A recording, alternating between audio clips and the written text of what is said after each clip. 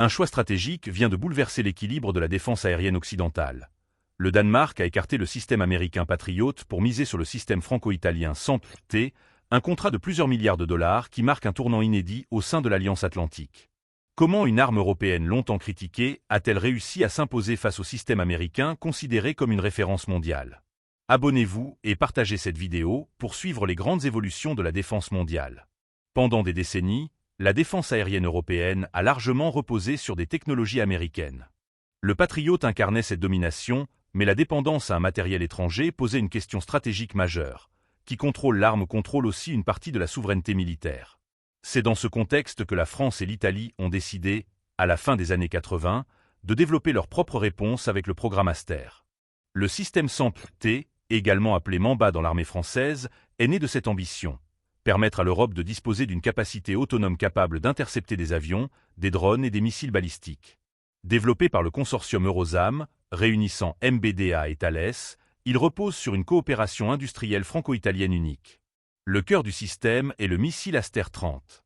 Long d'environ 5 mètres, pesant près d'une demi-tonne et capable de dépasser 4 fois la vitesse du son, il possède une architecture particulière. Son premier étage accélère le missile après le lancement avant de se séparer. Le second étage poursuit ensuite la cible avec une grande précision. Sa principale innovation réside dans son système de pilotage final. Contrairement à un missile classique qui doit incliner sa trajectoire pour tourner, l'Aster utilise également des propulseurs latéraux capables de modifier brutalement sa direction dans les derniers instants avant l'impact. Cette technologie lui permet d'effectuer des corrections extrêmement rapides face à une cible manœuvrante. Le radar Arabelle complète cette capacité en assurant la détection et le suivi des menaces aériennes. Une batterie SAMP-T combine un centre de commandement, un radar et plusieurs lanceurs capables de tirer rapidement leurs missiles. L'objectif est clair, répondre aux attaques modernes où plusieurs menaces peuvent arriver simultanément. Pendant longtemps, les performances du système ont surtout été démontrées lors d'exercices. Mais la guerre en Ukraine a constitué son premier véritable test grandeur nature. En 2023, une batterie SAMP-T française et italienne a été envoyée pour protéger Kiev et des infrastructures stratégiques ukrainiennes. Sur le terrain, le système a montré ses capacités. Des responsables ukrainiens ont confirmé l'interception d'un avion russe, probablement un bombardier Su-34 selon plusieurs analyses.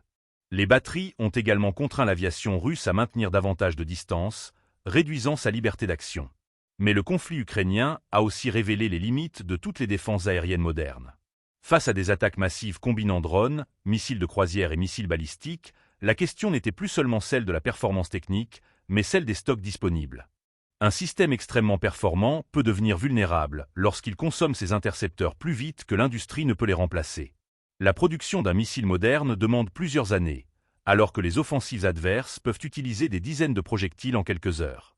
Cette réalité a alimenté les critiques contre le SAMP-T, notamment lorsque certains rapports ont évoqué des difficultés face aux missiles russes Iskander modifiés.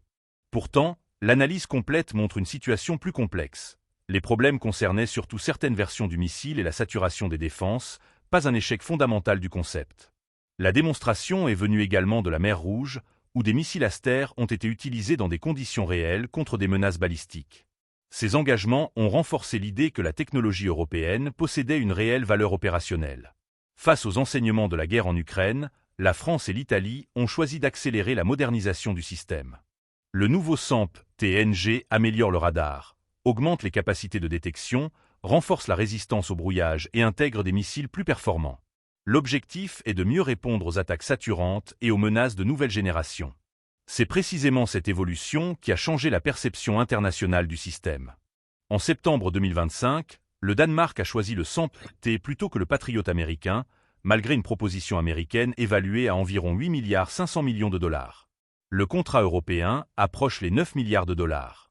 Ce choix représente un symbole fort. Pour la première fois, un membre de l'Alliance Atlantique privilégie une solution européenne dans le domaine le plus stratégique de la défense aérienne longue portée.